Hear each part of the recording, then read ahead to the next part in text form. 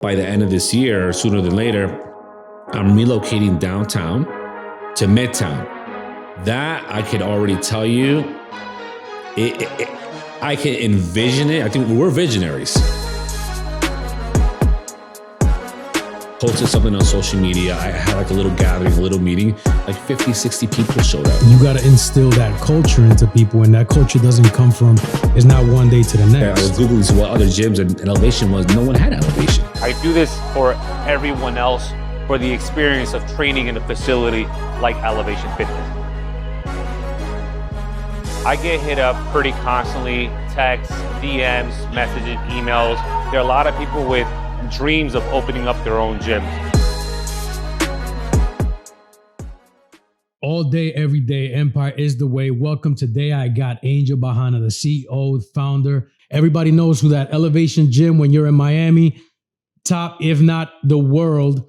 Obviously, it's a place where I go train. And you know, our other guests, Omar, Turo, these are people who actually are there every single day putting it down. So, brother, thank you, man, for being a part of it. Thank you for having me here. Welcome. And if it's something I missed, please let me know right now. Nah, I think you said more than enough. I appreciate you. So, yeah, man, I wanted to have you in the pod because when it comes down to it, and I kind of, you know, just from being on the outside, I've watched your evolution. Yeah.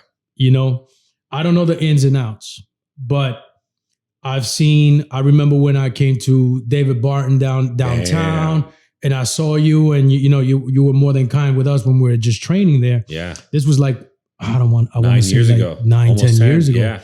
Yeah. And then, you know, from that moment to watching you evolve, now I'm like, yo, I definitely want to pick your brain a little bit, share your story.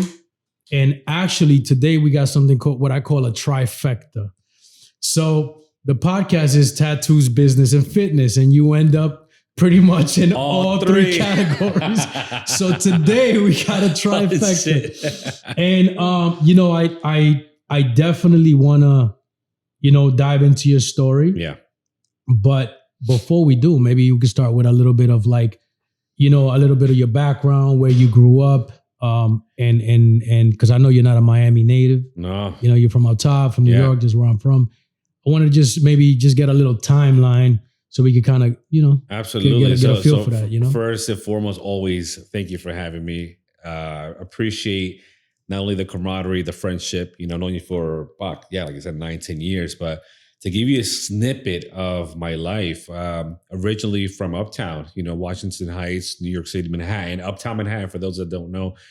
You know, and I think that all the way up until probably my mid to late 20s, I decided to, I've been wanting to come to Miami, but I made the move out here. But between then and now, man, I think I've, you know, growing up in New York, you know, coming from fucking the poorest of environments, you know, and coming from no means, you know, parents that came here legally, became legal, to the public school systems in New York, to not even understanding what ownership is, entrepreneurship is, you know, you're basically living off the city, so to opening up, I don't know, through books and through education and through people and meeting people in my late teens, and going to college and just saying, you know what, I want to do something with my life. I got into real estate. I got into banking. I all self-taught, you know, basically all really just diving into books, into YouTube, into the internet. And that's what I find it so important. So to really be a self-motivator and get to the point where I got my ass out of New York, you know, and I think we spoke about this kind of a few minutes ago, where it's a rough environment. And for me, I wanted more out of myself. I wanted more out of my character. New York just made this, like, gave me this thick skin, but it also made me this, not violent, but just kind of this aggressive nature, this little monster inside that coming out here, I got to expose of it, but also in a kind way, you know, and with the right people, the right resources. And now I got into fitness, got into bodybuilding 15 years ago, well, actually 20 years ago. And where I'm at today, I would have never fucking expected. I would have never been, operating, owning 5 gyms. I got multiple projects in the process. I got a few things that, under my belt, competing as a professional bodybuilder, winning competitions. I got amazing people in my life. And yeah, that's a very snippet. That's a small, kind of what my life has been the last 40 years. But there's a lot more to it, but it hasn't been easy, but it's definitely worth it. How long have you been in Miami? 10 years, a little over 10 years, 10 years left. 10 years. And a half, yeah. And then the Elevation Project started when? A little over 7 years ago in February 22nd. That was the day that other gym kind of hit the fan. That put me in a position where, do I go back to work for someone? What do I do? And I decided to start a small gym. Not knowing what that small idea or concept would develop or turn into. So I remember walking into Iron Addicts the day, because you were managing that place, right? Or I did everything. Yeah. Everything like I did with Elevation. It's just I wasn't the owner. Right. Yeah. So I remember walking into Iron Addicts and the feds were taking out the gym equipment. I literally was trying to walk in and they were like, whoa. And that was literally, I think that was the last day, right? So yeah. For the people that don't know, that's another gym, obviously, that you were running. So you went from, I guess, David Barton to Iron Addicts? Yeah, so to make a long story short, I was at David. So I came from New York with a position with David Barton Gym. I started working for David Barton. Then the guy who actually funded Iron Addicts was a good friend of mine. And he offered me the opportunity to not only manage, but build a gym for him in Miami. I was like, holy shit, absolutely. I did this for David Barton. I already have a little bit of experience in building gyms. And I took it. And it came out to be one of the most baddest gyms in Miami. The network, the social media, everything played a huge role. And then everything hit the fan.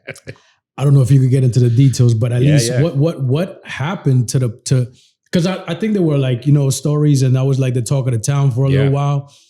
And obviously from it to go to that, to pivot into Elevation.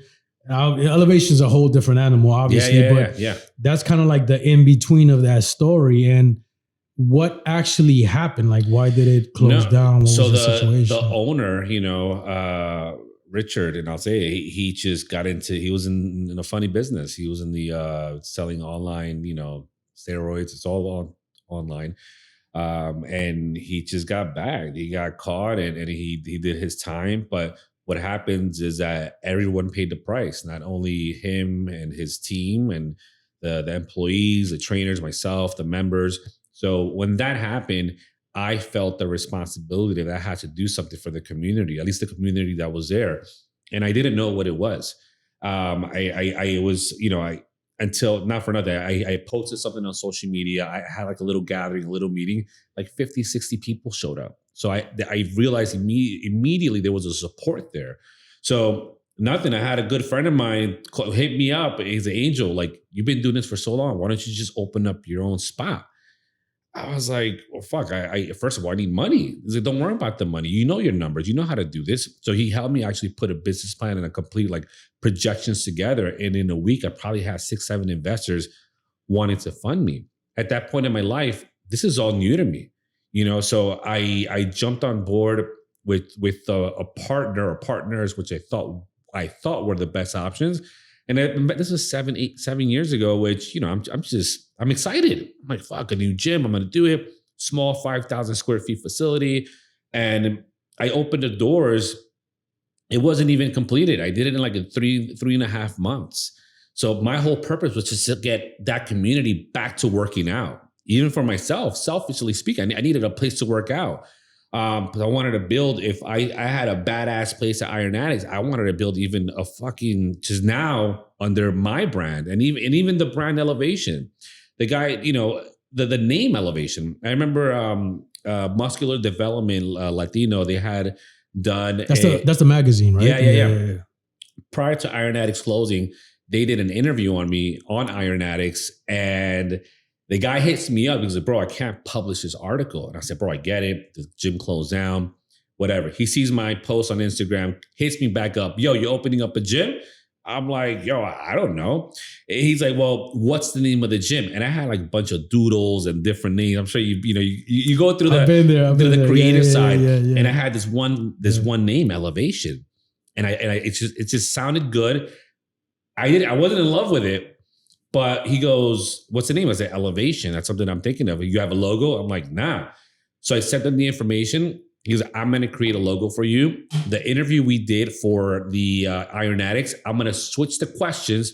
I'm going to use the same pictures we have, change the color scheme, but we're going to announce your opening of your gym. So I hope that in 3 to 4 months, you have a gym. So the pressure was on, and it was only a concept and an idea, but I did have that now responsibility, not only for the community, but for this guy in his magazine. Because I'm like, fuck, like this, I have a great opportunity here. So I got to work, and one thing led to the other. Elevation, I think I had like 2-3 logos before I just came up with the final logo, like probably 2-3 months after the fact. And yeah, it took off. It fucking took off. So Elevation, right? The 8 in Elevation, is that part of the logo? Is that your idea? And how did the name come about? Because that's just a name that's synonymous with Miami and the community. It's wild. Yeah, it really is. So you know what was an inspiration to that? 11. 11 like the club? 11 like the club. And not necessarily 11 like the action what goes on inside 11. Right. But I remember just like 11 was just so dope. And it was so simple.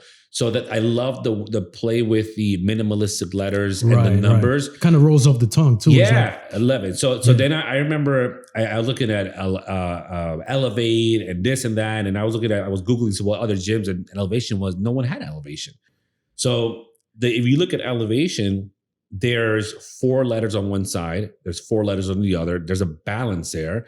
Then you have the 8, and the 8, it's actually 2 octagons. So it's 2 8-sided figures. So there's a lot of 8 in play. And if you look at the 8 numerology, not that I follow it, but there's a meaning behind it where it's like rising above, like the bullshit, rising above things that happen. And so many positive things that are on that number. So it just made sense. I'm like, you know what? I'm gonna play with it, and I'm gonna have someone design a proper logo. And Adobo, this guy Paul, British dude, he developed it. He developed the logo for me. And I don't know how you felt about your logo. I wasn't in love. I was like, I don't know how I feel about this shit, man. But you know what? I need something. And I did it. We put it on the wall. And the next thing you know, I see people rocking Elevation shirts, buying the shirts. I was like, holy shit, like this shit rocks. Okay, let's see how this this plays out. And again, I'm thinking I'm growing a small gym, a 5,400 square foot facility. I'm not thinking of opening up another one. I may thought, there used to that in downtown, you had a furniture store. You had, I don't know if you remember, there was like another spot over here next door with like Budokan with like martial arts and shit. Yes. So when these spaces became available, I kept on growing into spaces. I kept on doing it. And then as far as the way I managed the business, I managed it like my own pocket. So I made money, but that shit went right back in there. I paid myself a very minimal salary. I paid myself actually almost nothing, just to make sure that machine gets repaired, just to make sure that I had everything covered, just to make sure the rent was covered. And at that pace, I was able to grow within that space and grow, like tremendously. And I started seeing something develop. It took me about 2.5 years to realize like what was going on. I actually remember the conversation. This one member comes up to me. He goes, Angel, you know what you've done? I'm like, I don't fucking know. This is dope. He goes, this is Miami. Like you've built a community, you've built a culture of, and again, it's a lot of it has to do where we're from. So I don't know, you see the writing on the wall, you see the graffiti, you see the at least the way my philosophy on life, I instill it into my team, into my staff.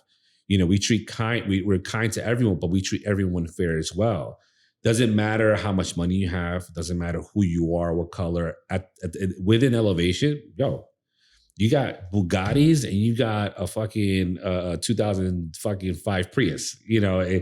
I've seen it. Yeah, but once you're in there, everyone's kicking it. Right. Everyone's chilling. Everyone's talking shit. Everyone's, again, it's never all peace all the time. But at the end of the day, we do set that standard where it doesn't matter who you are. We're all here to, be respectful and have a great time.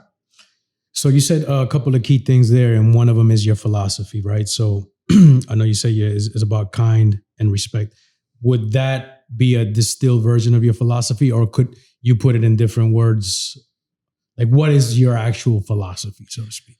So I think that when I say kind, I mean the literal sense of it. I mean, like, we all go through we all have different problems to different degrees. We all have, I can't say my problems are worse than yours. Your problems are worse than mine. There's people that can't even walk. There's people that are dying tomorrow. There's people that are, so I know I'm going on an extreme level with that. But with that said, I'm not going to sit there and put my shit onto you. So it doesn't matter what I'm going through. My responsibility as part of Elevation is to treat you with the utmost respect, fucking kind, make sure you have the best experience. If there is a problem, we'll try to take care of it for you. Even if I've been cursed at, I've been almost like people got in my face, and do I want to punch them in the head? Yeah, but I'm like, listen, bro, it's all good. Right. Let me fix this for you. Let me see what I can do. The other day, I went up to someone, hey, can it just please, can you re-rack your weight? Basically, you do this shit for me. I was like, okay, I'm going to do it for you. And I went, he wasn't expecting that. And next thing you know, the person's like, yo, you know what? I'm sorry, my apologies. I wasn't there. I said, dog, it's all good. You just need to understand this is what we do here. However, if you don't do your part, the door is right there, and we got no problem exiting you either. But it's the way we approach things. I always tell my team, I can tell someone, go fuck yourself, and they'll tell me thank you. It's how you deliver the message. I can also go tell someone, go fuck yourself, and they'll shoot me in the face. Right. It's a dynamic, but that's also a skill set. So I try my best to really, especially with management, to tell them, listen, this is where we got to be careful. This is how we have to talk to people. And again, I'm sure you've had your it's never perfect, but it's an everyday thing. You got to chip away every effing day. Yeah, and it's like you got to instill that culture into people, and that culture doesn't come from. It's not one day to the next. Yeah. It's months, years on end, and then people go on in their own journey, and then you get somebody new, and now you have to restart from scratch, and then it's a challenge, and I commend you, because being an entrepreneur is not just, hey, these people got a nice car, they got it all together, and it's there's a lot of battling, there's a lot of war, there's a lot of competition, there's a lot of self-discovery that you got to continue leveling up. So for me, it's the best journey possible, because it always keeps you on your toes, and I'm sure you're going to be talking about that right now. I love it. I think we said that I wouldn't have it any other way. I think that the like I mentioned, the problems that I had, which I thought were terrible 5-7 years ago, today they come up. Oh, I got this. Don't worry about it. This is what we do. Now I'm looking at much bigger or worse problems, which today I know how to handle them. I know how to, like I had told you, I got my car towed this morning. I would have flipped out like 5-10 years ago. What the fuck? When that happened, I'm like, all right, so what's the solution for this? All right, where's the car? Let me call is it there? Is it good? What do you need from me? How much? Great. Uber there, got the car. Next, I got to eat at 30 minutes. Where's my meal? Go eat. Right. On to the next, and this is the way I treat every single day. Every single day. It's like, as a matter of fact, another situation happens to be with a car. I had about a year ago, I had bought this brand new, I had a Toyota Supra, 22 CF edition, 1 in 600. I got, this car is like, this is my little toy dream car. I got it. 2 days into having it, it gets hit. I'm in the lot, I see it, and they're like, Angel, your car got hit. I was like, nah, you bugging, you fucking with me. Right. I go out and it got hit, and I'm like, all right, whatever. What am I gonna do? I'm going to get upset at this guy that hit the car. I'm like, hey, do you have your insurance information? Yeah, absolutely. Cool. Whatever. Don't worry about it. Well, and that's it. I'm not going to let that give me any kind of bad blood. He fucked up. He was having a bad day. On to the next, and that discovery or that approach I only learned it within time. And I think, where I feel like now that I approach and I'm in my 40s and I hit 40, I deal with things a lot differently. And I love it. I wish I was like this 10 years ago. I would be in a different place, but we have to go through all these trials and tribulations to get to where we are and knowing how to handle situations, because it's not going to get easier. I'll tell you that. No, and the problems get bigger, but you get stronger. Yeah. And you can only tell the size of a man by the size of his problems. Yeah. So I've the same thing. I've had my car towed, the RA crashed, shit like that. I mean, at the end of the day, cool, no problem. What's the solution here? Yeah. What's the most efficient solution? How can I not let this affect my day because I still have X, Y, and Z to do? You know what I'm saying? Without going too deep into it. But, when I think also another thing that's important is that you've accepted responsibility at a higher level because you have mouths to feed. Yeah. You have bills to, we all have bills to pay, but like, when you have people who are depending on your income, on the income of the business, for them to pay their bills and their family's bills, now you're like, okay, I think you can almost pull yourself out of that situation and be like, okay, you know what?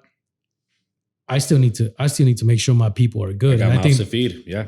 And I think that's probably what got you into that beginning mindset of like, I got to make sure the community's good. And so that was the beginning of that. And as you grow, you get to that point where the more a responsibility you accept, the stronger you become. Yeah. I think Jocko is one of the ones that talks about extreme accountability. I don't know if he's in your radar when it comes down to podcasts, but different people like that I learn from. I'm like, damn, you know what? The more I take accountability, the stronger I am with myself, against myself, for myself. The more I grow, it forces you, So it's so funny. I was just on the way over here. I was listening to this. It's an audiobook, Traction. I don't know if you've. So in I think like the 4th or 5th chapter, this guy talks about Rudy Giuliani and when he was a mayor. Yeah. And one of the things that he imposed on the city was this highest level of accountability. So, which is how he was able to turn the city around. He pretty much made every single police officer. Again, it got a little crazy back then. I remember that. But it got a little. It gave them a level of accountability they had to accept.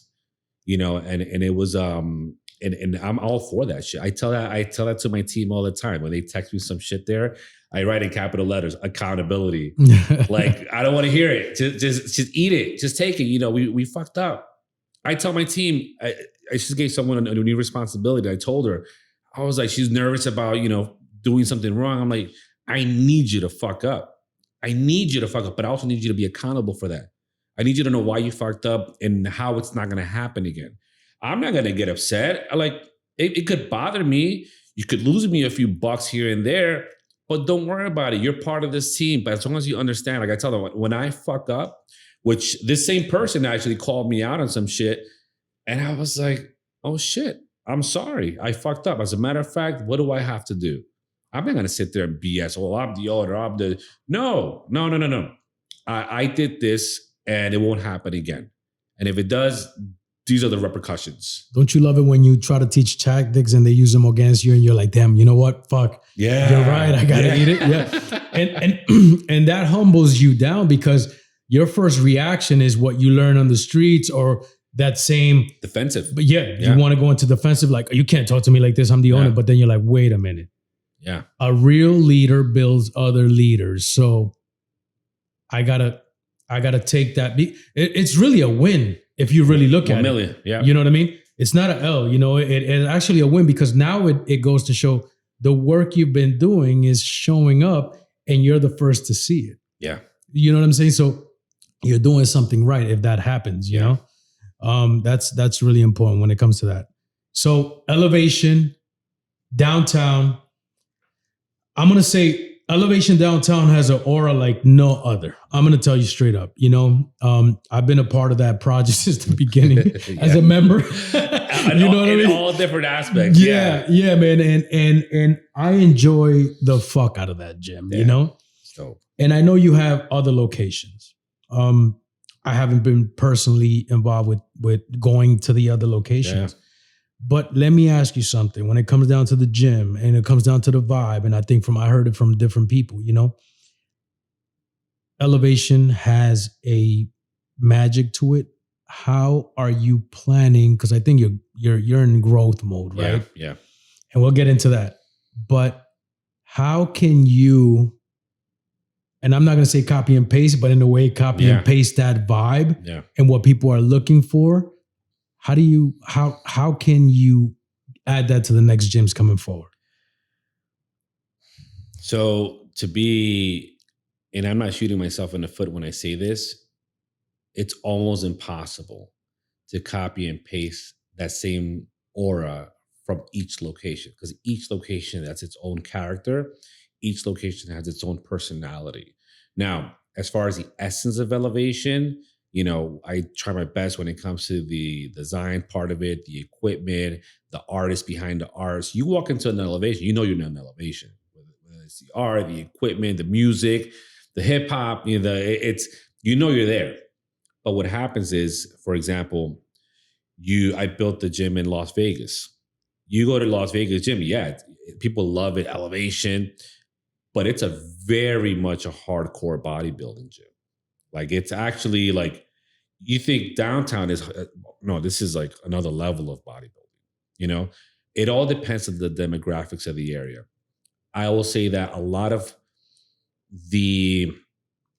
not success, I don't want to say success, each one is successful in its own, but a lot of the environment that's in play at downtown is because of its location in downtown. It's in the nucleus of Miami, where you have South Beach, you have South Miami, you have Midtown, you have Wynwood. It's where all the cool kids are at. So every cool kid wants to go there. Now, I have my personal office in Miami Shores. Miami Shores, you have $1 million homes. It's a different demographics. However, you'll have the 60, 50-year-old, even 65-year-old in there. They're not necessarily a bodybuilder, but they fuck with it. They listen to the hip hop, they're talking, and it's also that camaraderie. It's also that friendliness. Again, it starts from management, it goes to the front desk, it goes to the trainers, and that comes from me. That comes from me. So I feel a huge responsibility with every single location to try to instill that vibe. But at the end of the day, downtown is downtown. It's his own little monster. And to that, by the end of this year, sooner than later, I'm relocating downtown to Midtown. That I can already tell you, I can envision it. I think we're visionaries. 100%. It's crazy. Like, I get goosebumps just thinking about Midtown, just because that gym, not only aesthetically, it's going to be sick, the equipment, the sound system, the people, the location. No, it's going to be just off the wall. That's another question I had for you, which is actually the downtown. Obviously I went on a tangent thinking, I don't know if you're trying to mimic the vibe. I'm just speaking for myself. I'm like, the vibe is so dope. Yeah. But obviously when you're expanding, you kind of have to give up some to gain some, as always. I mean, it's something that, it just is what it is. Yeah. You can't give everybody your exact personal touch, but you try to, like you said, get the essence of you down to your team and down to the gyms by default, right? Right. But the move, as you said, you got goosebumps thinking about Midtown. So going from downtown to Midtown, when is it happening? And do you see Midtown becoming the evolution of the downtown vibe? Is that what it is? 2.0. 2.0. It's wild because so downtown, I was able to build that around what it's like, that building, that warehouse style. Right. I find a location in Midtown, warehouse style, just modern, big open, no walls, just boom, and then I get to build something from scratch. So I thought, What do people complain about downtown? The bathrooms, fucking no problem. New locker rooms. What else? What do people ask for? Saunas. You know what? How much space do we have? What do we work with the square footage? Boom, boom. Saunas in each one. Then another part to it, which I've taken into account, is the recovery side. You know how these people have like, I'll talk about it now. Fuck it, right? I'm going to do a complete recovery side in the Midtown location. So cold plunge, infrared, Normatec. I'm looking at IVs. So this is now another element, which is not going to be a part of the gym. It's its own separate membership, but it'll be there. I realized besides my nutrition, besides my working out, I realized the importance of the recovery part to it, where, why not have it within our facility? Why give that money away to anyone else? And I can offer it at a discount to the members. Why not? That plus the layout that I was able to create with the architect and the interior designer. No, so it's like with the evolution of building all of these gyms, I'm creating this one Midtown location, and I'm adding everything from each location into one spot, one like giant gym. And no, it's crazy because even the lighting, it sounds so silly, but even like the air conditioning, like it's so pristine. I went above and beyond and spending the money for that. Track lights, like I want to keep that old school hardcore feel, but there's a touch of modern, there's a touch of industrial that ties in with that. And you throw on the New York element. I don't know. I'm just excited. Yeah. It's crazy. It's wild. I could tell because I think there's a lot of moving parts. There's a lot of variables, and at the epicenter, it's your vision. You're guiding the whole concert and making sure that they're all kind of not one taking over the other, but there's a harmony, and that takes time, and you got to kind of, so it's cool that you have like, I guess, an architect now. Yeah. No, and that's the other thing. This is my first project from scratch, like zero. Like I'm talking about, I took an empty space.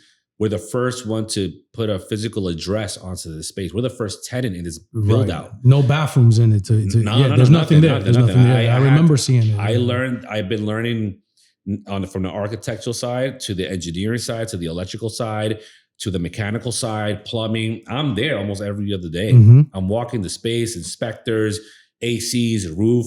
No, it's something that it's priceless.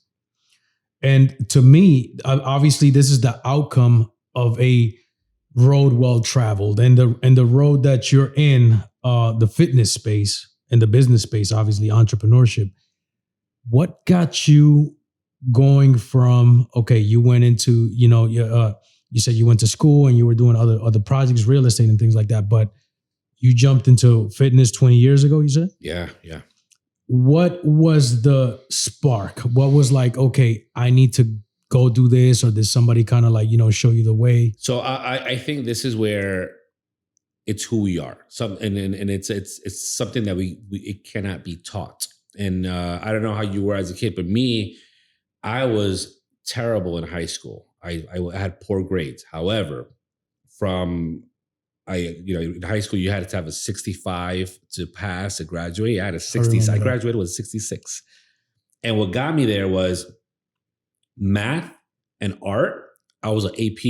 Like in math, I was taking college courses. I love numbers, but English, science, I never showed up. I fucking failed gym twice, bro. I wasn't even. I hated working out. But so while high school was going, I was an inline skater. I started rollerblading when I was like 11, 12 years old, watching skate videos, skating the city, little kid.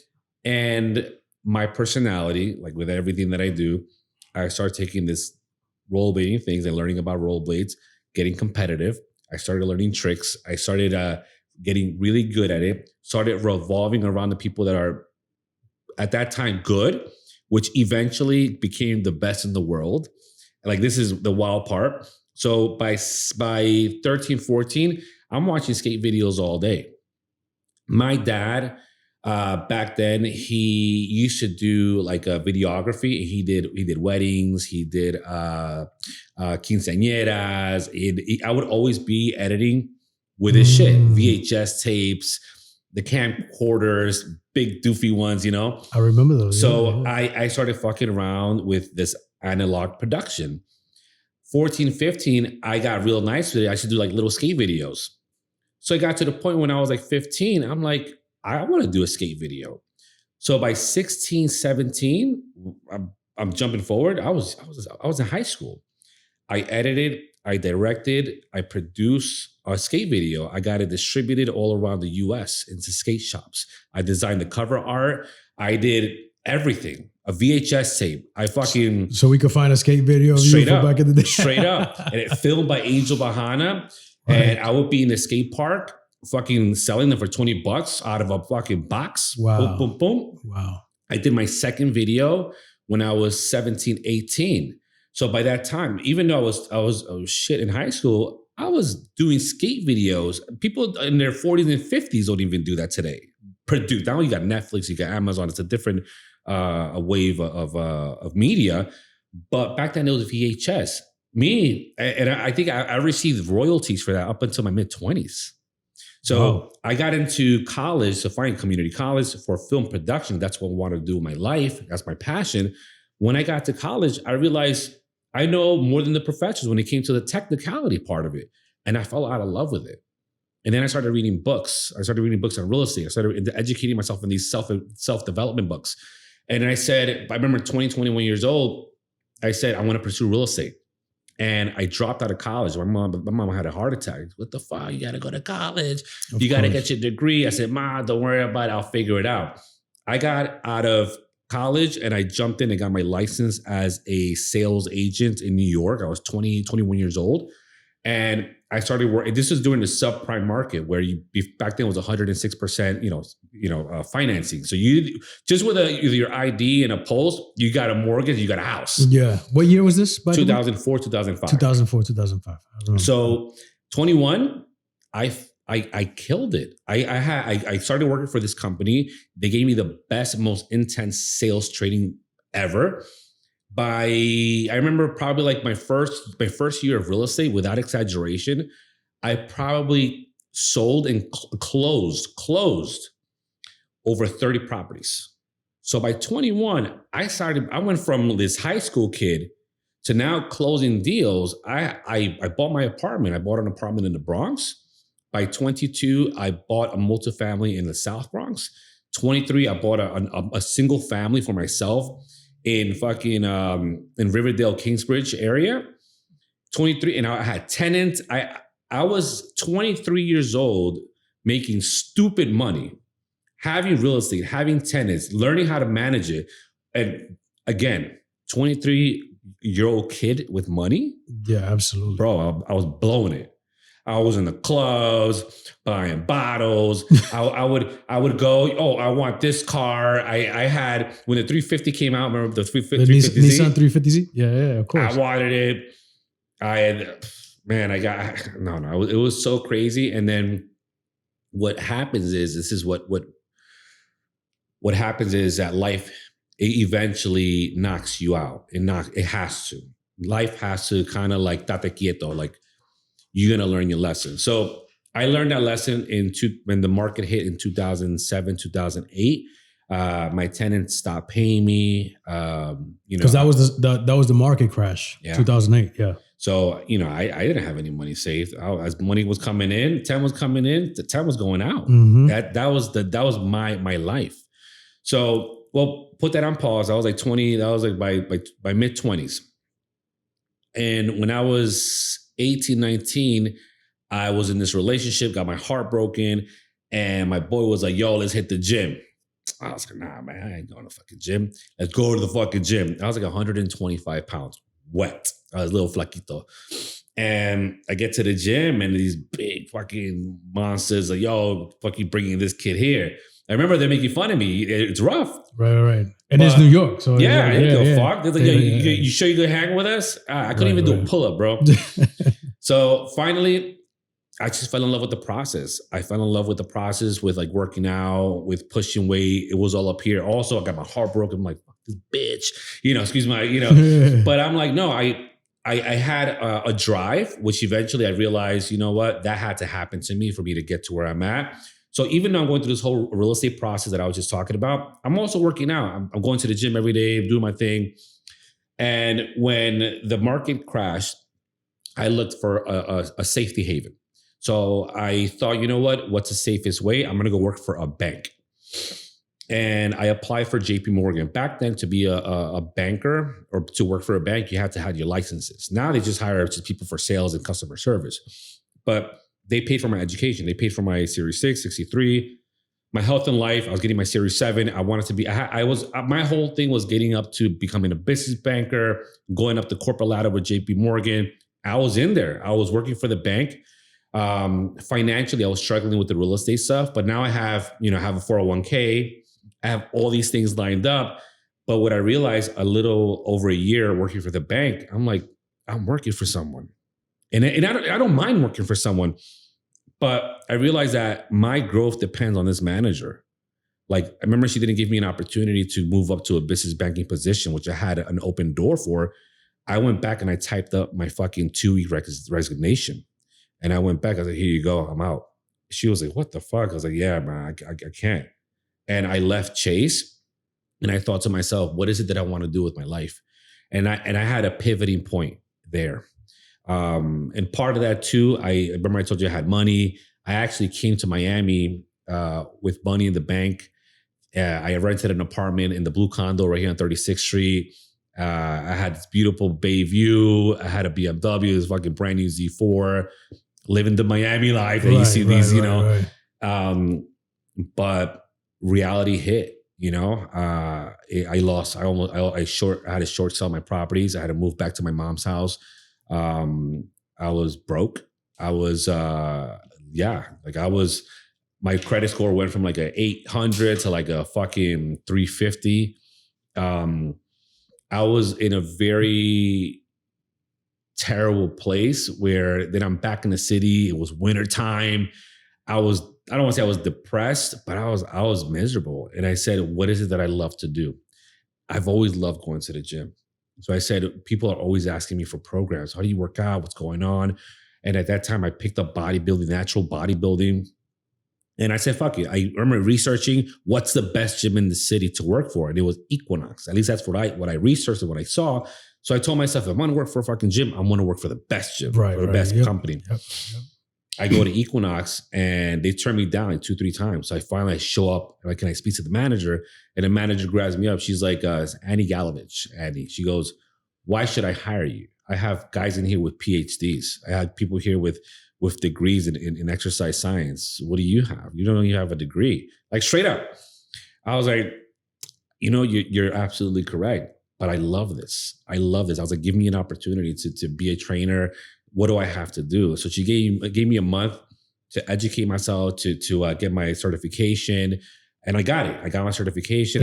So you were given, it was like in 30 days, you got to come back. Yeah. No, 30. She gave me an opportunity. So for those first 30 days, actually like 60 days, I was just hired like $7 the hour to hand out towels, talk to members, be on the floor. I wore this, funky blue shirt, but I wasn't allowed to train. I was just there as a go for this, go for that, go pick up the weights, go open the gym, go close the gym, working stupid long hours, but with a smile on my face. I never complained. Go back, study. Finally got certified. Got my first client. Now, if you know Equinox has a different level of clientele. Now, here I am, this kid that loves to train, building relationships with people with a different income level, and which I kind of had a taste for in the smallest bit, but they found likability with me, and I was able to build relationships, and my clientele built up so fast. I went up the tier system, and my mentality is, what's next? I went and I worked for Sports Club New York. Sports Club LA, Sports Club LA, not LA Sports Club or LA Fitness, Sports Club LA, which is a higher tier of luxury fitness in New York. In Manhattan. Yeah, on 67th and Columbus. And membership there was like $400 plus a month. Like I would see Chris Rock, I'll see Howard Stern there, like all these celebrities. Right. But it taught me another avenue of fitness. Eventually, Equinox reached out to me. They wanted to hire me. They wanted to rehire me. They wanted to bring me on board on their team on the sales side. So I went back to Equinox and I learned sales. Now, I love my entire experience that I've been with Equinox. And to this day, I love what they've done. Because that's a $1 billion brand. Real talk. Yeah. Yeah. And their mentality, their philosophy, I took so much from that where I straight up, it's how it was able to structure what I have today, which not many people have that experience. So here's this kid from Washington Heights wanting to work out. Now I'm not only having relationships with super wealthy people, these are my clients, but now I'm actually learning the business with the best business in the world, or one of them, that's doing very well. So fast forward, this was 10 years ago. I've always wanted to come back to Miami. I love Miami, and my heart was here. I don't know what the fuck it was. I gotta be here.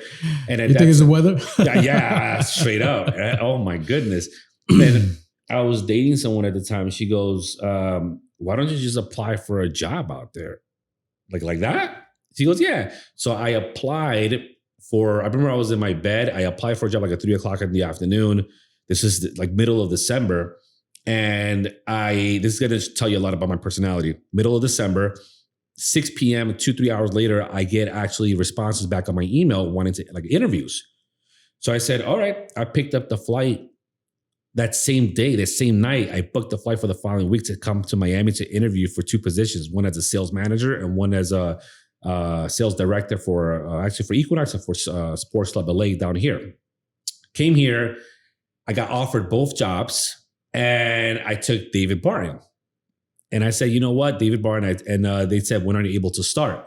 And they asked me, and I said, I don't know, when can I? So they said the January.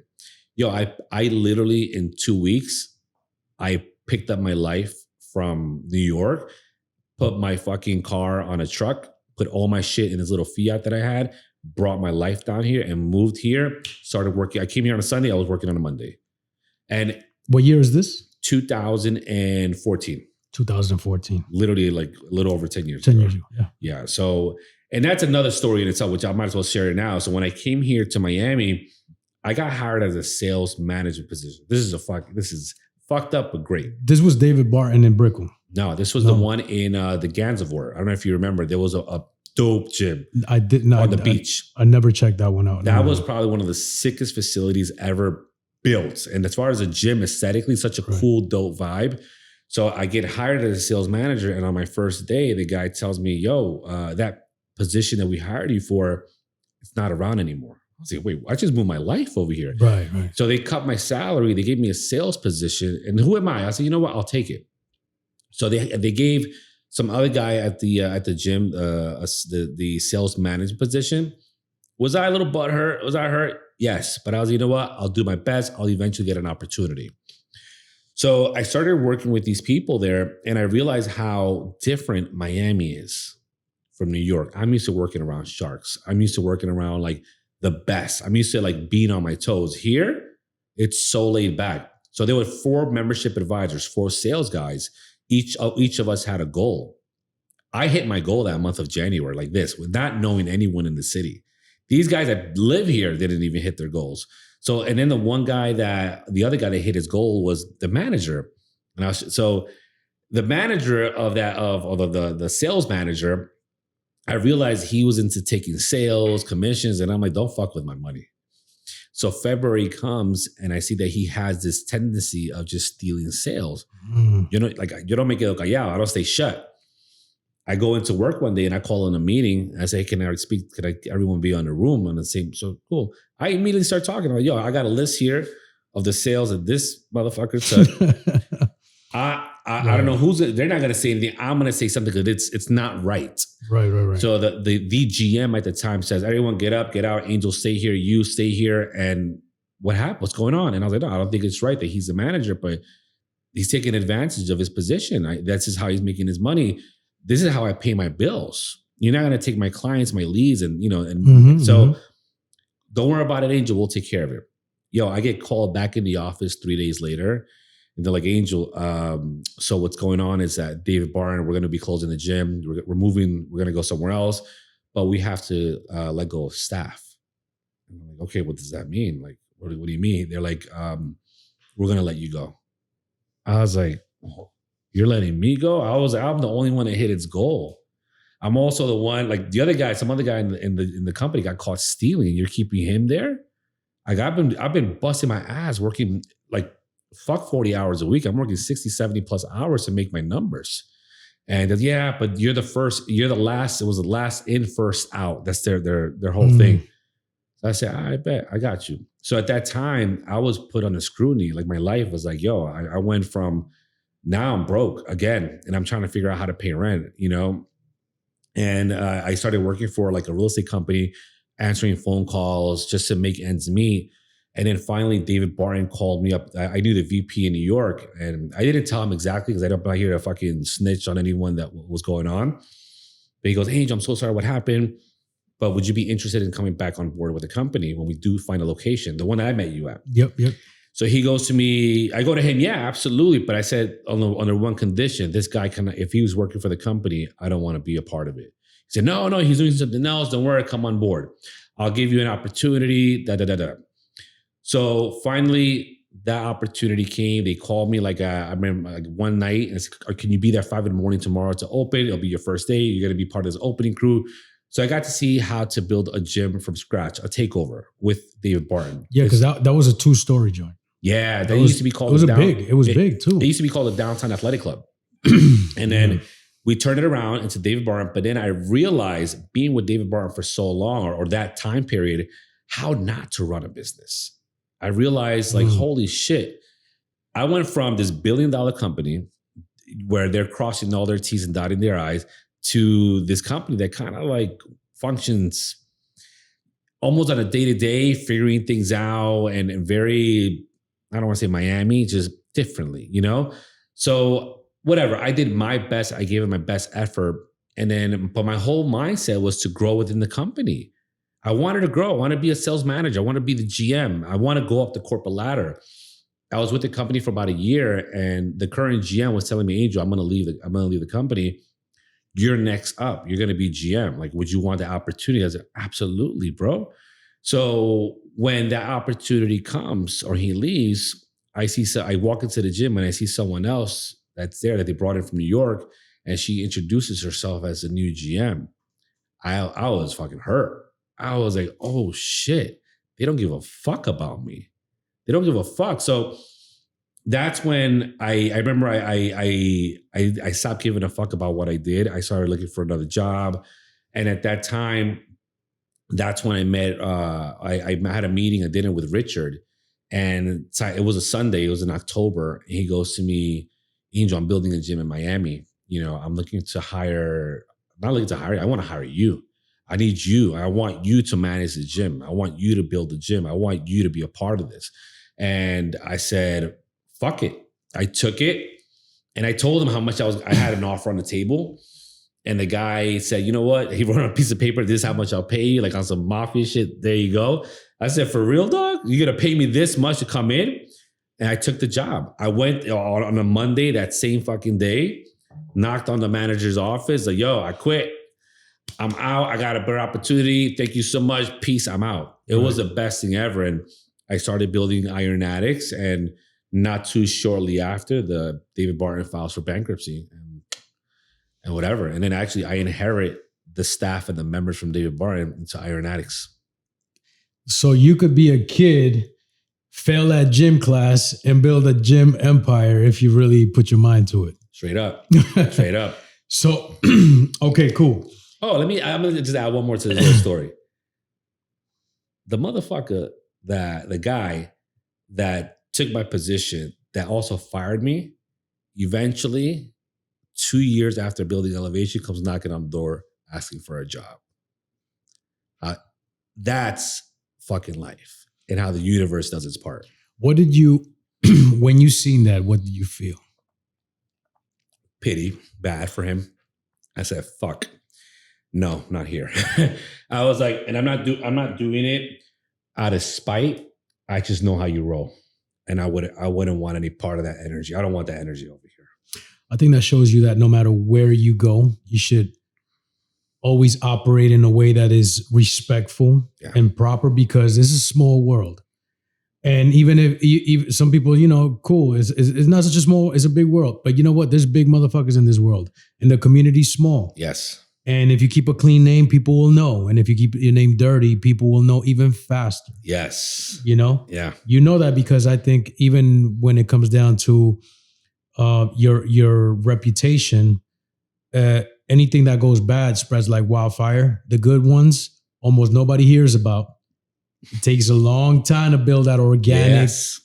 But then once you build it, you're like iron. Yeah. You know what I mean? It's hard for you to get knocked down. So obviously that, if I were to ask you how long it took you to build Elevation as a brand, how long did it take you? I feel like I'm still building it. I know that it's people know it all over the world, like literally, but I feel like it's still in that motion. Like actually today I was at a gym. I went to a gym this morning to work out, different gym. And I see this kid rocking an Elevation sweater.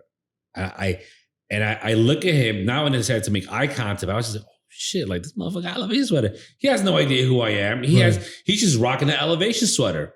But I'm like, damn, like this kid, he doesn't even look like he works out. He just got the sweater. He's working out in the gym. But I'm like, God, like it's wild just to see how this has progressed. But I would say, you know, I'm still working on it, but I guess, you know, if I had to pick a specific time frame, it's kind of what I mentioned earlier, maybe like 2 years, 2.5 years into it, when I had this conversation with this member, he was the one that was like, yo, Angel, this is big. Like you're touching a lot of lives. I don't know if you understand what you've done or the capacity of how many lives you've changed indirectly because of these 4 walls, you know? And I'm like, fuck, you know, if you put it like that, that shit, it even put, I remember it put like this weight on me, like, holy shit, I can't fuck this up, you know? But I want to say that's when I started realizing like this is a brand. It's a local brand. And now I've seen people in literally, bro, in different parts of the world, like in Colombia. In Colombia, I the last time I was there, I was checking into the Airbnb. There's this guy walking down the street with an Elevation shirt. I pulled out my phone right away. I started recording him. He was like this. He was like, no, I'm so sorry. I was like, where did you get your shirt from? He goes, from Miami, a gym in Miami. That's all, bro. Thank you. Wow. I was like, but it was such a surreal moment to be in a different part of the world. And it's crazy. It really is. It's wild. Yeah. Yeah, I mean that has to touch home like nothing else, right? At the end of the day. And even so, like for example, I look at it like, okay, cool, you're building the Elevation brand, and I'm sure it's just in its infancy stages at some level. But it took you 40 years to build that brand. Straight up. You know what I mean? Because every single little thing adds to it. Yeah. The magic is you, and you had to have all these experiences. Equinox, David Barton, the real estate part, losing money in, money out, because then you apply that to the business. Like, wait, I can't be doing that shit, right? And it's funny because even on my level, you know, and I'm curious to know your perspective, but I remember thinking to myself, I'm like, you know what? I want to open up a business because I don't want nobody telling me what the fuck to do. Yeah. And then it's kind of like once you open it, you realize that you trade one boss for everybody who walks in through the door is indirectly your boss. You know what I mean? So it's a humbling experience because you're like, okay, you know what? I got to do right by these people because these people pay my bills. They pay all the bills. And I'm here also for them. Yeah. Yes. You know what I mean? Just like that guy that told you, hey, no, you rack the weights, right? Like at the end of the day, that's a humbling moment for you to be like, you know what? Usually what I would do is I would talk shit or act up, and they're like, you know what? Cool. Yeah, I'll do it. Absolutely. There's the door, but look, this is the policy, right? Yeah. So, and it's your policy. It's your philosophy. Yeah. So what is the goal for Elevation? Like what, or at least what do you see in the future for? You know, so let alone my goal wasn't to open one gym, and then strategically opened up Miami Shores, and I had South Beach for a minute. And then I had an opportunity to, I just wanted to keep building. I wanted to keep, the spot that I'm building out in Midtown, that spot, I remember seeing it 4 or 5 years ago and looking at it and be like, oh God, this could be a dope gym. Not ever even realizing like that dope gym that I just thought about, I just indirectly manifested it, Right. The gym in North Miami, another spot, which I remember when they built it, it used to be called US1. And I would be like, damn, this would be such a dope gym. Crazy. So I realized that as long as I continuously feed myself and my brain with these ideas, it may not happen overnight, but as long as I have those wheels turning, there's something else is going to pop up. Now, to directly answer your question, I would love to grow this brand strategically in different parts of the world, and I've had opportunities, but I think I'm 40, we're young, 40 years old. I have a long runway to focus on South Florida. I obviously home, there's New York. I really believe this culture is needed up there. Not necessarily just for the gym, but for the community and the shit that's happening in New York. I feel people need a place like Elevation, a safe haven to just detox from the city and not move to Miami like we did. Yeah. But at least you'll have like a bit of Miami there. Right. And if I can do that across the West Coast, Texas, in certain areas, and I've been offered in Colombia, I feel like I feel Colombia one day will be a special part in my life because I've had so many opportunities to come out of that country. Medellin, there's another place in Pereira, and I'm like, it's calling. I'm not prepared yet, but it's calling. Mm-hmm, mm-hmm. And then in other parts of the world, there's a big fitness community out there too. Huge, bro. So yeah, absolutely. Huge. And I'll say this, and I'm not talking shit. There's not a gym out there doing it. You have these Smart Fit, you have these other ones, which are great, gets the job done, but you don't have the elevation type of facilities out there. Right. It's almost like I would even compare them to like what, LA Fitness type. That's it. That kind of thing. Yeah. It's just commercial, kind of like, cookie cutter type of situation. And I don't even necessarily want to do it for the money. I really want to do it just to get that out there. And eventually the money will come. I'm not even, that's one thing that I realize is do something with a purpose. Do something because you want to see a change, because you want to impact whatever it is that you're doing to the other people there. People will recognize it. People will actually appreciate it. So yeah, and who knows? It could happen, it could not. But the way I work, I'm always at it, bro. I'm always every day. And I think just by knowing that, hey, I see a good gym there, and now it's yours. Yeah, you already know how it's kind of like how the universe works. Yeah, speaking it into existence is probably the beginning.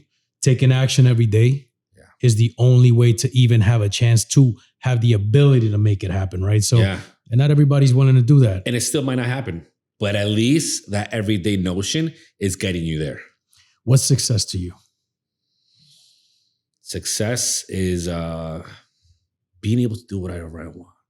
It's not even a money thing. Obviously, money's involved, but it's really having the luxury of, because it is a luxury, to get up and honestly just be like, you know what, today I want to do, I don't know, I want to get on a flight and go here just for a few days and come back.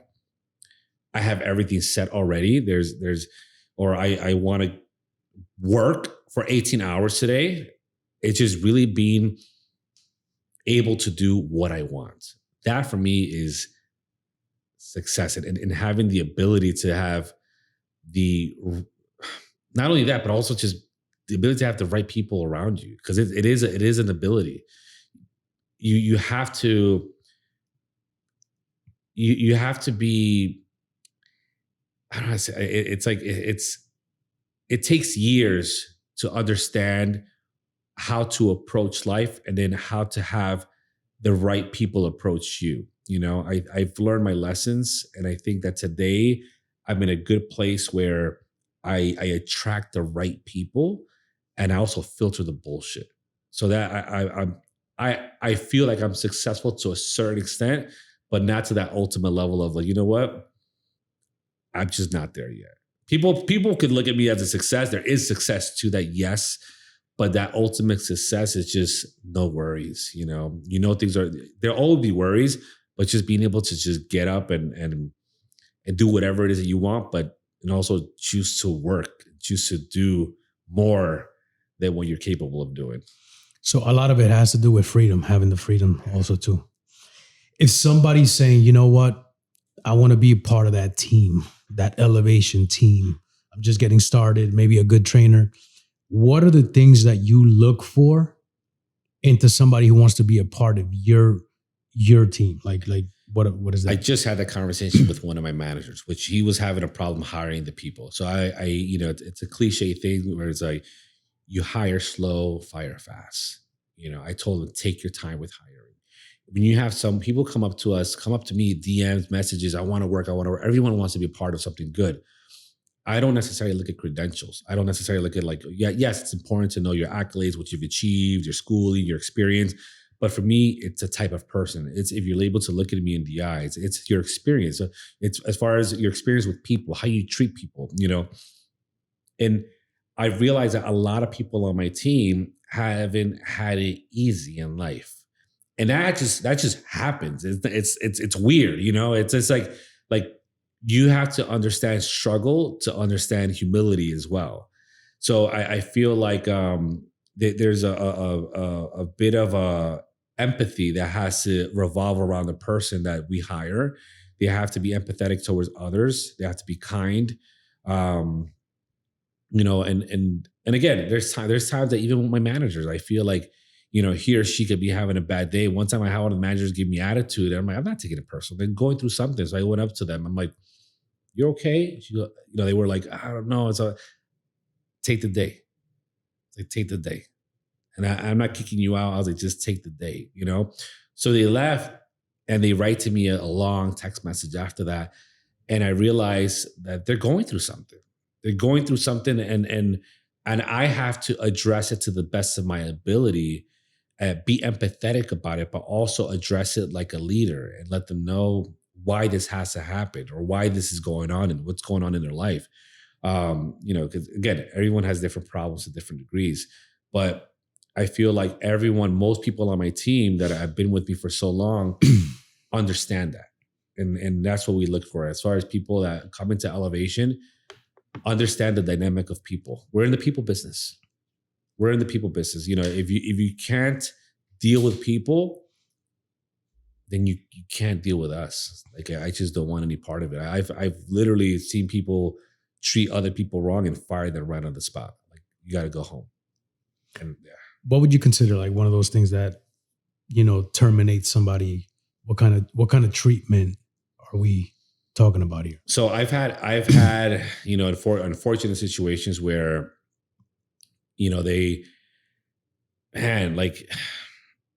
first of all, people come in, there's this whole buyers are liars, sellers are storytellers. So a buyer, a client, a member, they'll come in there with all the my membership, I haven't paid it, yes, we have policies and procedures we have to adhere to. They have the late fees, yada, yada, but it's how we address it. So even though they're the ones at fault, it's our responsibilities to know how to manage that fault. It's our responsibility to know how to speak to them and tell them, listen, this is all the steps and rules. Now, they go out of character, they're disrespectful, that's different. But what has happened is people on the team that used to be on our team would just be just nasty. Well, this is what it is what you got to pay. And I'm like, wait. No, you can't treat people that way. And then when I address them about it, they don't take accountability. They're just like, well, no, you said the rules are this. I know what the rules are, man. But understand where I'm coming at. Understand how it's just a level of integrity and morals, and how we treat people. So that for me is a no. And at the same token, I've let go of people where I let go of someone, where we're in a very sexy place. men, women. It's a very, very, I always say it's almost like working in the strip club, but respectfully, everyone's fully clothed. Right. Everyone's on different types of drugs. But it's almost like it's our responsibilities to be professional. So I've had people that, are not professional with the opposite sex, a little bit disrespectful, a little bit, sliding into DMs, writing things that they shouldn't have. Shit like that, I don't tolerate. I had a conversation with one person. I'm like, you don't think I have the opportunity to be this, you'll never hear a story from me because I don't shit where I eat. I'm not gonna. So if you don't see me doing this, what makes you think it's okay for you? And it's not even okay for anyone. So stuff like that, I don't tolerate. I'm like, nah, hit the road, go kick rocks, And again, if the person apologizes and they take accountability, I usually take a different approach. Don't do it again. But the reality is, unfortunately, the way humans are, it's bound to happen again. So I've learned to just pull the plug, on to the next, leave emotions out of it. Doesn't matter who the person is. It's funny, that brings me to the whole DMs and all of that. Dating in Miami. Yeah. So, okay. When you have a business, you have responsibilities, you have something bigger than yourself, you got other people counting on you. It forces you to be a lot more walk a fine line. A fine line. Yeah. Right. So as a business owner of something that is so successful, dating in Miami, what is it like for a person of your stature, so to speak? It's rough, man. It's even of any stature, it's rough. I think that, coming from New York, and again, I think culture has a lot to do with it. I'm used to, in New York, people are different, not just women. People are different. They're very independent. They're very, my relationships in New York have been not 50-50, but in a sense, we're both working, we're both hustling. I had a household where my mom and dad worked, but here in Miami, there's a lot of showing. There's a lot of these guys that like to showcase what they have or what they don't have. So they create this facade, this dating reality for the opposite sex, for these women that, they take care of everything, which, let me tell you, I'm not machista, but I'm all about taking care of mine. Right. I'm 100%. I hold it down. I'll take care of it.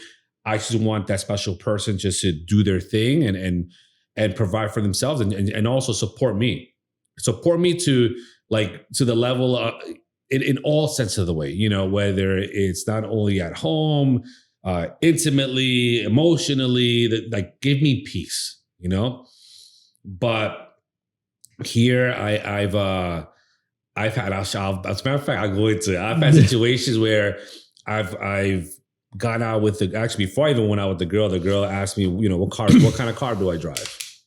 I was like, holy shit, this is even before Elevation. I was at Iron Addicts, and at one point, I looked at her, I was like, I had a Fiat at the time, and I proudly said, I drive a Fiat. I drive that little car over there, little clown car. This is my car. I got no problem. And then fast forward, dating in Miami is also, I've had unfortunate situations where I've dated women, for a short period, we're going out, and they got like another life.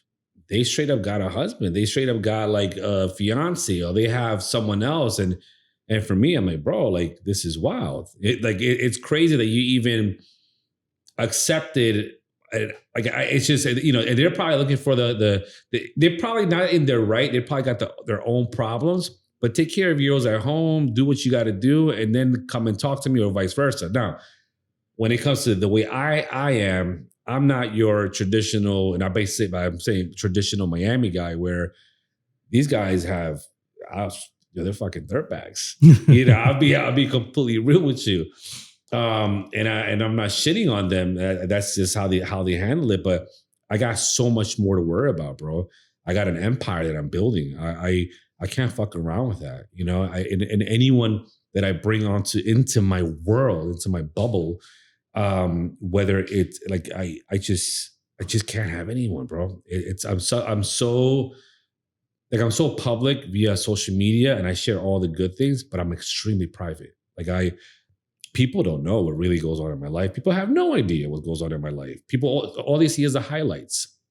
So for me to date, it has to be someone that I can communicate with, laugh with, fuck with, you know, just that there has to be that level of connection, you know, that again, it's tough. Miami is tough. And it's also, as I don't know if you're the same way, but as we've gotten older, it's easier to filter.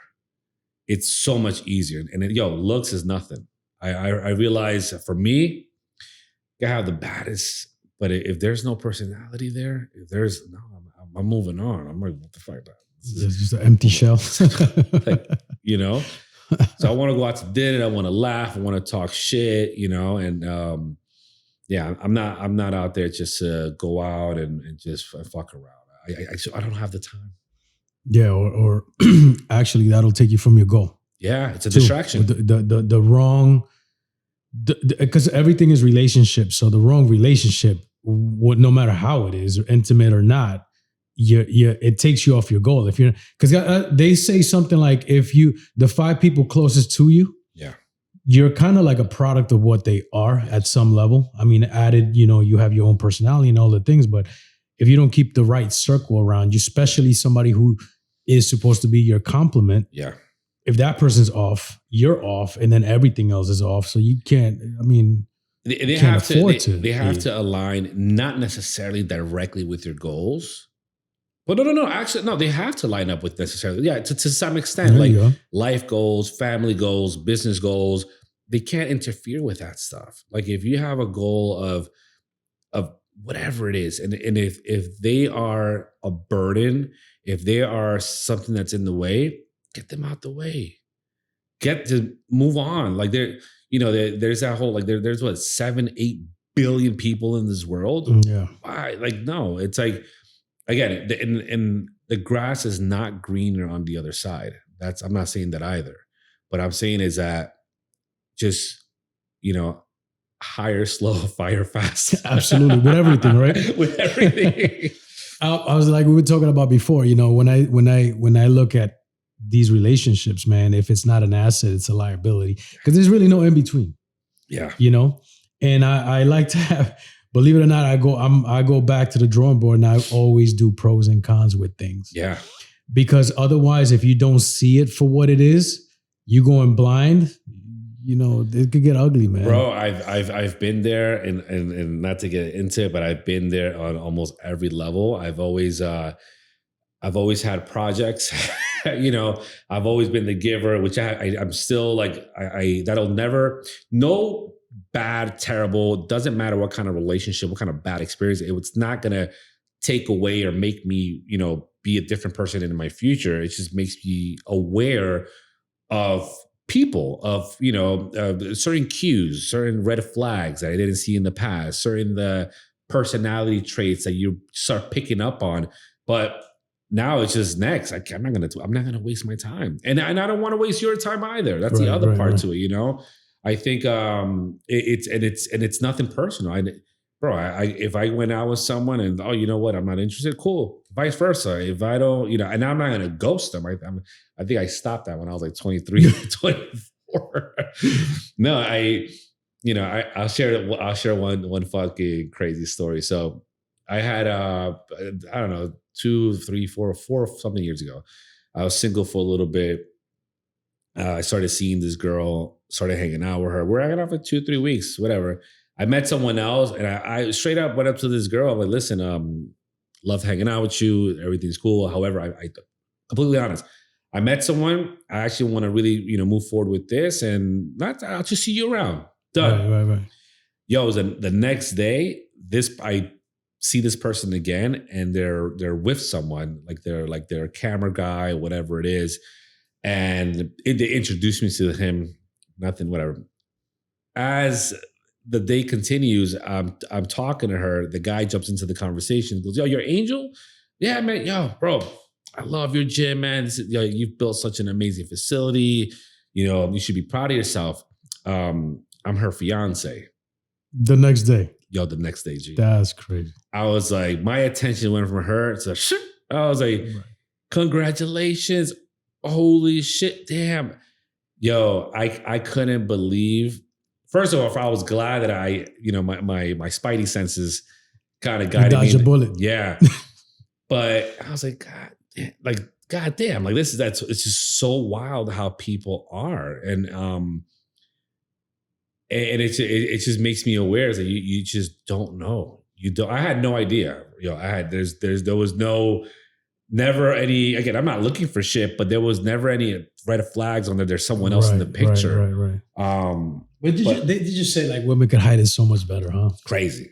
Literally. Crazy. Like they're bred for that. No, right? and not for nothing. I'm just like, so, if I meet a girl or I'm just so focused on me, and if it happens, it happens. I'm not looking for it. I'm not out there fucking hunting. Those hunting days are long and done. I got so much more that the way I see it is if I'm able to attract the right people, whether it's at an event, at the gym, at a Whole Foods, I'm very conversational. So I just talk to people all the time. And what happened to me in my life is that people that I never thought of anything with become something eventually. But that's through conversation. That's through building a relationship. That's through building a friendship. I think that's probably the best way to build something with someone or meet someone. Not necessarily like, yo, let me just, I said, I don't have the time, bro. Right. It's a natural process and it has to align with what you're doing because otherwise it's a distraction. 1,000,000%. 100%. Yeah. So, okay, cool. Now you are also competing. Yeah. And you are working with Omar, correct? Yep. You're working on your business. That requires a whole lot of discipline, a lot of leadership. But you're also doing that with your body. Yeah. Right? Yeah. Because you already went to 2-3 shows or so you look at bodybuilding or you look at like what I'm doing, classic physique. Mm-hmm. I'm doing it to. My bad. I should know this, but bro. Right, people. When you look at bodybuilding, right. You look at amateurs, you look at professionals. You have NPC, you have IFBB. I am competing at the highest degree. I became an IFBB Pro in 2019. I did my pro debut in 2021, and this year I decided to jump in the ring with the pros and then the masters, and fucking winning. I won my last 2 shows. I would have never, ever, ever, ever thought to have 2 professional wins. I'm going next week to Tampa to hopefully get my 3rd professional win. Congratulations, Thank by the you, way. Dog. Absolutely. And for me, it's I got to talk to the board and to the organization, but this qualifies me to next year's Masters Olympia, which is like, I was talking to Omar. He goes, bro, there's no other higher, besides the Olympia itself in Vegas. So now I'm competing on Thursday, and I just spoke to him yesterday. I'm going to compete probably in October, one last one to hopefully qualify for the Olympia in Vegas. And just it's wild. I would have never thought, bro. And I'm like, I'm doing it at 40 years old. This is being done by people in their mid-20s because, obviously the body plays a huge part in that, your genetics, your hormones. But with Omar, I've been working with him for now 7 years, since the beginning of Elevation. And he's changed my life, in the sense my physically he has, So now I'm also doing this, and I'll say this, obviously, to be completely straight up, this is not natural bodybuilding. However, there is a level of care that goes into this. Like I got my blood work done a week before my show, and because I had to for work, actually, for insurance purposes. That shit came out clean. I'm like, I'm healthier than most people that aren't even competing. And when you do things the right way and you work with the right people, you can absolutely do it, in a healthy manner.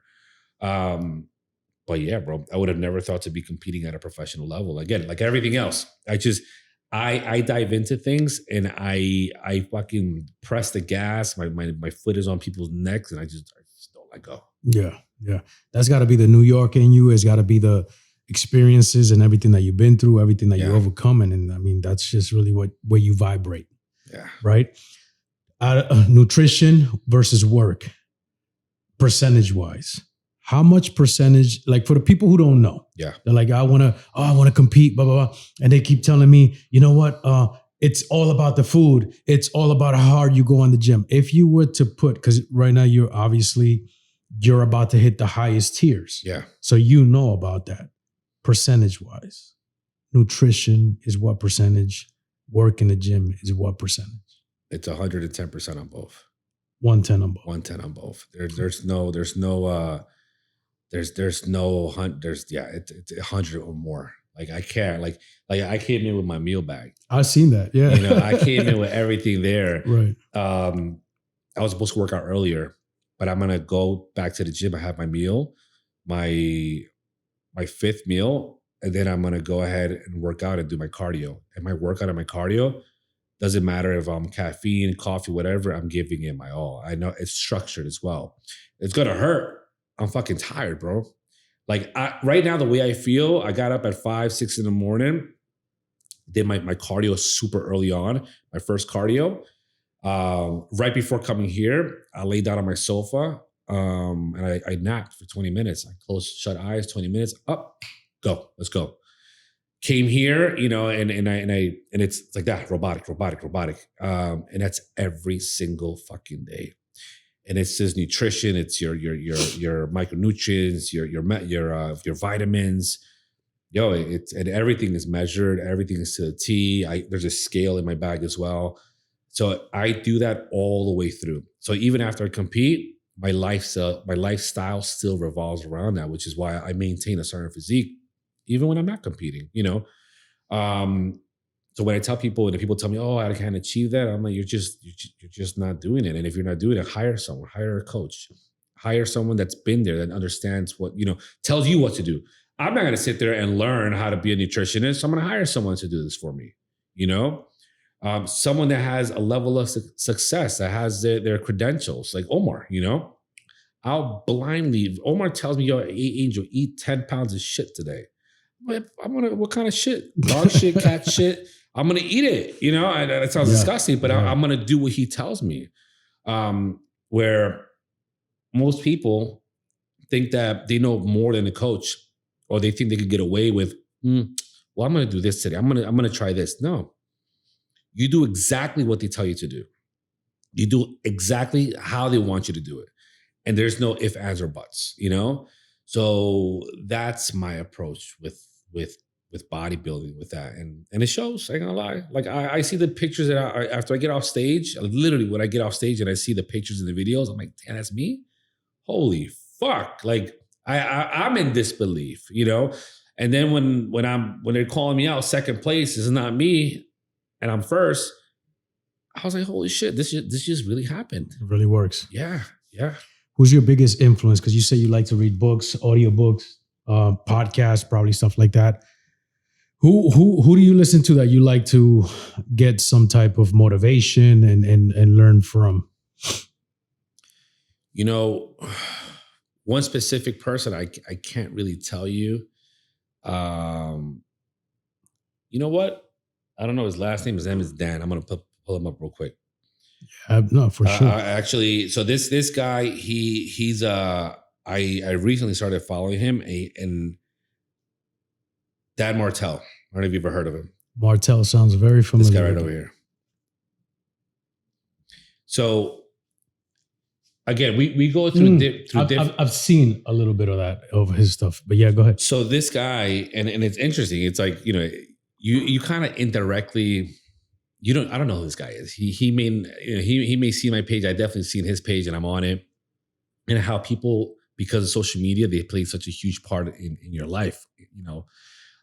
Even this, when I'm talking, I hope that it resonates with someone and they can take it. So I realized at 40 years old that where I want my life to go for the next part of my life. And that's a family. I never thought that I would want a family. And I realized that that's something I want to experience. I want to experience what it is to have children, what it is to, it's so surreal that it's happened to me such a late stage in my life. And I started following him because this guy's an entrepreneur. He talks about raising kids, talks about finance, talks about real estate, talks about everything that my values line up with. Right.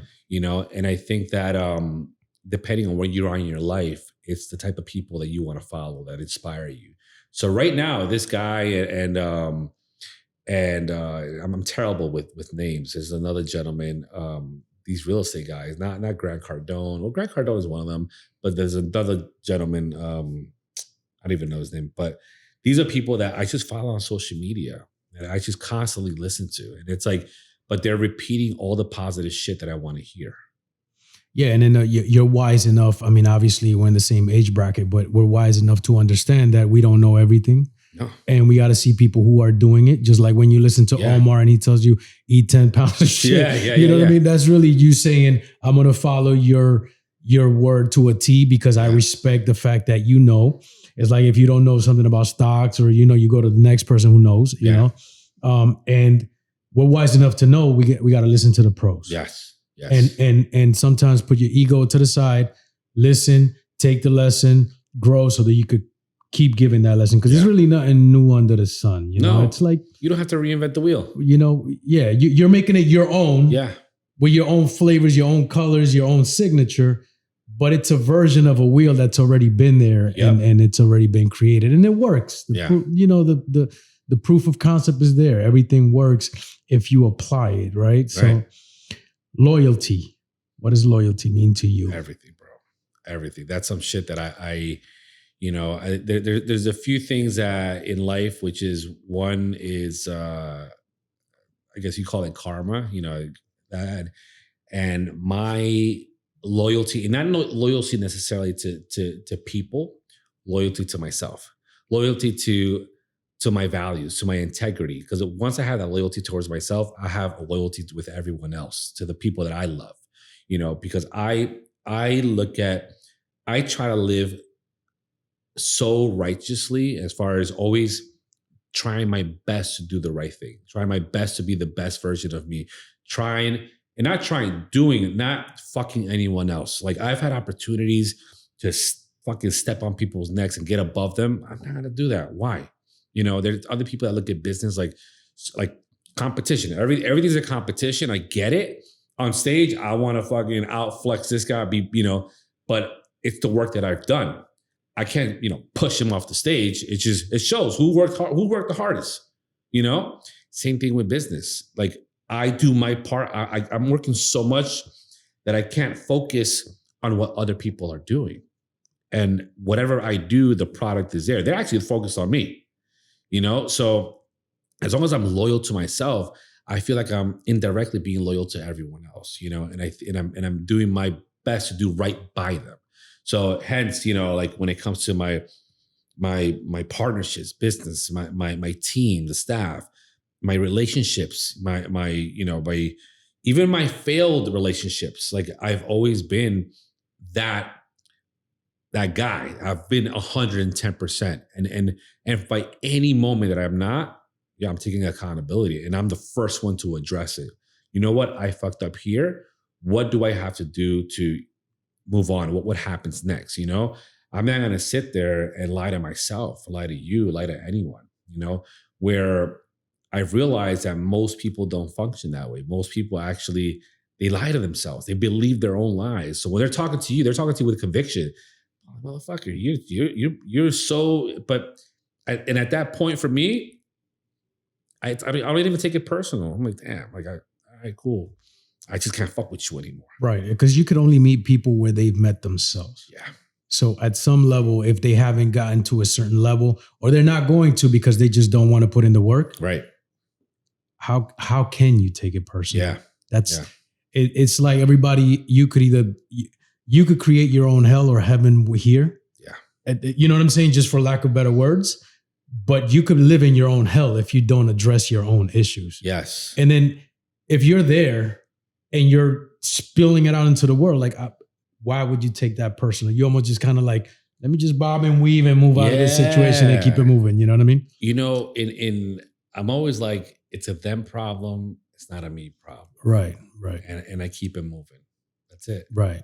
Yeah, absolutely. 100%, man. That's, I think, like I said, it goes back to the more responsibility you have, the more you have on your shoulders, the more you know that those things you shouldn't absorb and you just have to fire that quick. You know what I'm saying? And just move out quick, 100%. That's just how it goes. What is the biggest challenge you've ever faced? Right now.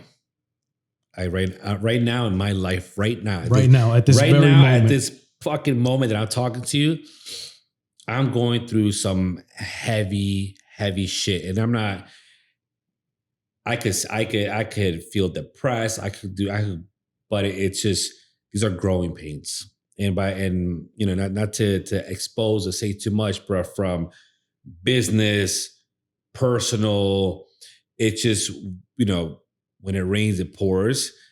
But how I handle these situations is basically it explains who I am. It tells you a lot of who a person is. Like however so fucking life could hit you in the fucking face, but how you handle it is how you come out as a person. So right now it's a very to say the least, from business and where you feel like the business is falling apart. Business doing extremely well, but I've gotten to the point in business where I have multiple locations. I have, there's legal involved, there's partners involved, then I have my personal life, not to get into it, but that's another complicated situation where it's like there's legal involved, there's paperwork involved, and everything just hits you at the same time. And there's times that I'm driving and I get a text message and it's another fucking set of bad news. I got into the point where I'm just numb, and numb in the sense that I don't let it affect me. And now it's like, all right, cool. Next, I'll address that later. Well, I get to my destination and I figure it out. Like even after this podcast, I'm gonna go on my phone. I got to go through all my emails. I'm sure that it's loaded, but it's stuff that I know that I have to go through today to get to where I want to be at, where I need to be at tomorrow. So again, it may suck, and I tell this to people. Life may feel like it's falling apart. Your business is not going well, or it's not going to the extent to the pace that you wanted to. But it's okay. Just show up every single day. Do what you have to do every single day. Do not drop the ball. I promise you it's going to play out the way it needs to play out for you. And that's it. That's the way I look at it. I mean, that's obviously that, I'm rooting for you because I've watched this whole journey.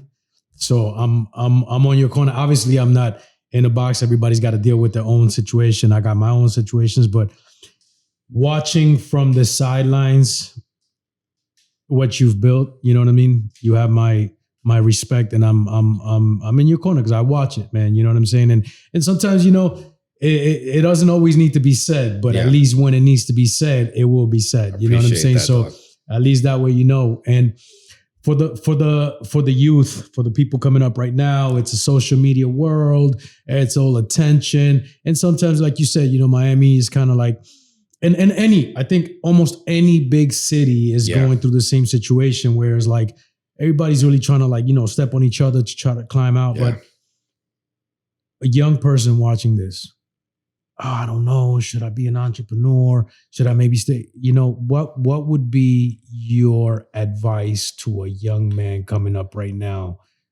about to make a choice on fitness and business? There's a few things, and hopefully I keep this short. I think that first of all, we have to, there's nothing wrong with being a support. There's nothing wrong with being a number two.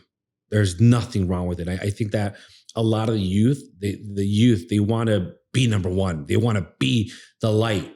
Like, I never gave a shit about that. I never cared about any of that. I cared about proving to people and to myself that I'm able to do something and deliver to the best of my abilities. What it's led me is to be number one.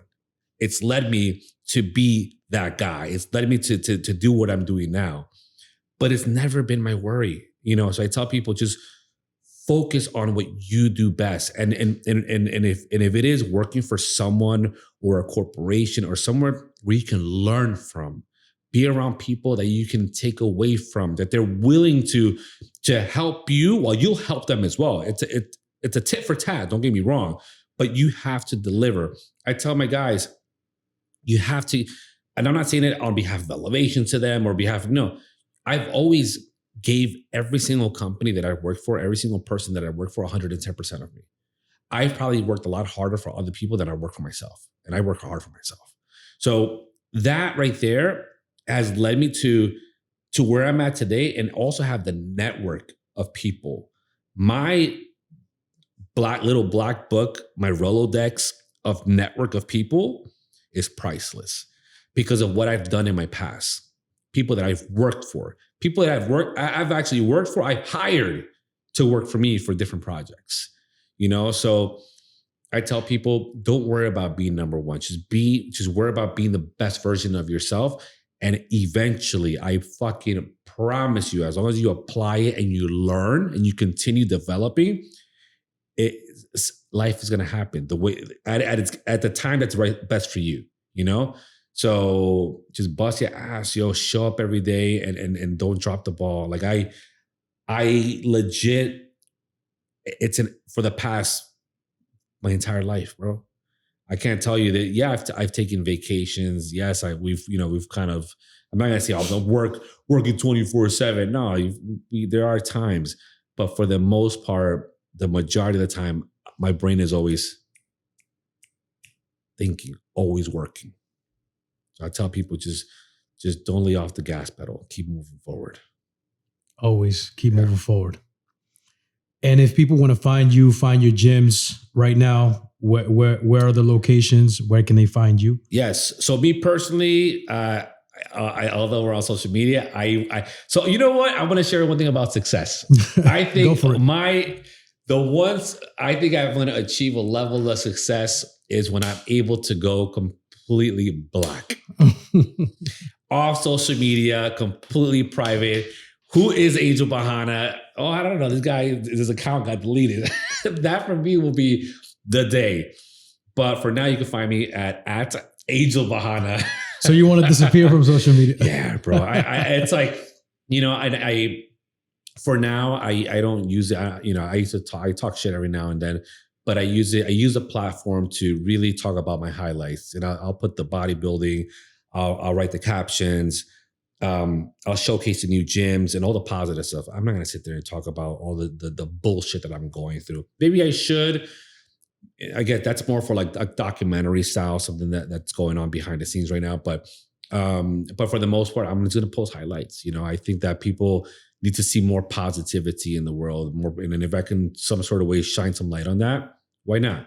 But as far as the gyms, currently we have 5 locations. Downtown, which is moving to Midtown. You have Miami Shores, North Miami. I opened one in Boca Raton, which is rocking and rolling. Beautiful facility. I'm going to try to train there next week. And the one in Vegas. Vegas is rocking and rolling. And each one has its own essence, its own style, its own facade. I'm not explaining. It's dope to walk into a gym and same brand, but same energy. But you just feel at home whenever you walk into an elevation. Is there another one coming up right now aside from the Midtown move? So I put in an offer on a couple. I can't disclose the locations yet. But yeah, bro, if I can open a few more within the next year, 2 years, which is the plan, absolutely. Yeah. before we cut out, I know you got some tattoos. Oh, are you gonna continue on the tattoo journey? Or yes. You know, I got my first tattoo at 38 years old. Okay. And then I finished this. It's not even done yet. And because of the competitions, you know, I got this done like probably 6 weeks out from competing. Right.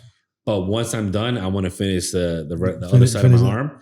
And that's it. We'll see. We'll see, you know. Tattoos are an evolution, bro. I love it. So they're going to continue. It's like bodybuilding. I think it's just adding armor to your persona. It's a storyline. Yeah, absolutely. It's wild. I've always appreciated and been a fan of tattoos. Right. But now that they're on me, it's like, you know, each one, like I look at this and I know what happened in my life when this happened. I know what happened in my life when this happened. I know what was going on in my life when this happened. And it's his own Which one is the most meaningful one to you? Really, my first one right here. Because I see that's an elephant. Yeah. So here, these are my parents. I had to go with something traditional, just have their name on there. But the elephant it's an animal that I've always been fond of, like since I was a kid. I've always had like elephants in my room. I have elephants in my house, sculptures. I have elephants in my office. But it stands for, you know what, the elephant is such a dominant creature, but it's so powerful, but it doesn't use its power. It's just a kind creature. And around it, you know, I don't know if you see in there, there's the small, like a figure 8. That's the 8 logo, very distinct. Yes. And this stands for, karma, you know, and that the way the tattoo artists, which not for nothing, one thing that I've learned with artists is that they want to spend time with you. They want to learn about you, and they want to create something special for you. Where I've come in with ideas. Oh, this is what I want. And next thing you know, they're like, nah, this is it. Right. And then it's like, whoa, like the right artist will do it for sure. 100%. Yes. Absolutely. So, you know, I had this one done by Victor, which I had this whole idea of like, I don't know what the fuck I had. It was like I wanted a tree with a palm and something crazy. When I sat there and I told him my life, the guy was like, this is it. And this is actually a sculpture made by this artist in Pennsylvania, I believe it is, but it's a self-made man. That's man creating himself. Yeah. Yes. So just basically the guy's just chiseling, and he created the background with the pillars, and that's great, man. It was a no-brainer. Believe it or not, I'm looking for that statue for the museum. Yes. 100%. Because that not to cut you off, but that right there is the very essence of you becoming your own. It's you're creating yourself. You're creating your path. The freedom that you were talking about success. You know what is success? Is really freedom for you to allow your will to become reality. Yeah. You know what I mean? And I could definitely see that. I hadn't seen that one before. It looks great. It looks amazing, and continuing the same vibe, man. Yeah. It looks really dope. Thank you, dog. And I hope they help you change your life, because every time you see it, you remember what it is. It's wild, and even with what I'm going through right now, and it may suck at the moment, but I know that there's benefits to all this. I'm learning. Like, I want to document this. And I don't know how it's going to get documented on my body, but it will. Right. You know, and I look forward to that. Awesome. Angel Bajana, man, it's been a pleasure. Amazing. I keep rooting for you in your journey. Appreciate I'll check you in the gym anyways, as always, man. Dog. I appreciate you being a part of it, Thank you, bro. I appreciate you even having me here, bro. This has been quite a talk. Absolutely. Salute. And, to me, I look at these talks like leveling up also. Yeah. It helps us remember who we are. Sharing this story to other people, I think it's very important, because those who need to hear it will hear it. And those who don't, it is what it is, Absolutely. So, at least we're leveling up 100%. Thank you, brother. Salute. Thank you, bro.